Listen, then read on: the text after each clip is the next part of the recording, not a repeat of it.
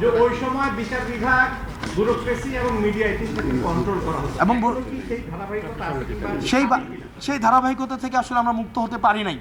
আমরা দেখেছি ব্যুরোক্রেসিকে কয়েকটা রাজনৈতিক দল, আমরা বারবার করে বলছি, রাজনৈতিক দলগুলো দখল করে নিয়েছে গণিমতের মাল হিসাবে। রাজনৈতিক দলগুলো সচিব, ডিসি, আমলা তারা দখল করে নিয়েছে আগামী নির্বাচনকে সামনে রেখে। ব্যুরোক্রেসি, অনেক ব্যুরোক্রেটদের সাথে যখন কথা বলি তারা আসলে শেল্টার চায়, তারা আসলে রিস্ক নিতে চায় না, এবং আগামীতে যারা ক্ষমতায় আসতে চায় তাদের দৃষ্টি আকর্ষণ করার জন্য তারা অনেক সময় আনডিও ফেভার দিয়ে থাকে। দ্বিতীয়ত, মিডিয়াগুলোকে বিভিন্ন অলিগার্ক শ্রেণী, বিভিন্ন বর্জুয়া শ্রেণী তারা দখল দিয়েছে, এবং 5ই আগস্টের পরে কারা কারা মিডিয়া দখল দিয়েছে সেগুলো আমাদের থেকে আপনারাই ভালো জানেন। এবং তারপরে হচ্ছে মিলিটারির বিষয়ে আমরা দেখেন, মিলিটারির একটা বড় একটা অংশ কিন্তু দেশের পক্ষে, আমাদের এই জুলাইয়ের পক্ষে রাস্তায় নেমে এসেছিল।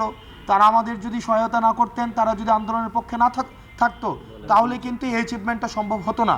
কিন্তু এই কতিপয় সদস্য ছিল, বিপদগ্রস্ত কিছু সদস্য ছিল, যারা হাসিনার লেসপেন্সার হিসেবে যারা হচ্ছে সব অপরাধের বৈধতা উৎপাদন করেছে, আনায়গরের বৈধতা উৎপাদন করেছে। আমরা চাই সেগুলোর বিচার নিশ্চিতের মধ্য দিয়ে সেনাবাহিনীকে কলঙ্কমুক্ত করা হবে, এবং সেনাবাহিনীর যে মর্যাদা, সেনাবাহিনীর যে গৌরব, সেই গৌরবকে আবার সমুন্নত করা হবে। ধন্যবাদ।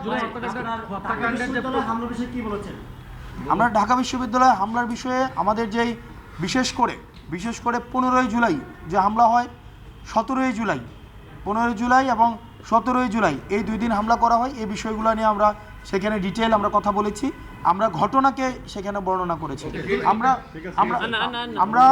আমরা হচ্ছে যেহেতু 2:30 পর্যন্ত আমাদের সময় দিয়েছে, এরপর পরবর্তীতে আমরা আবার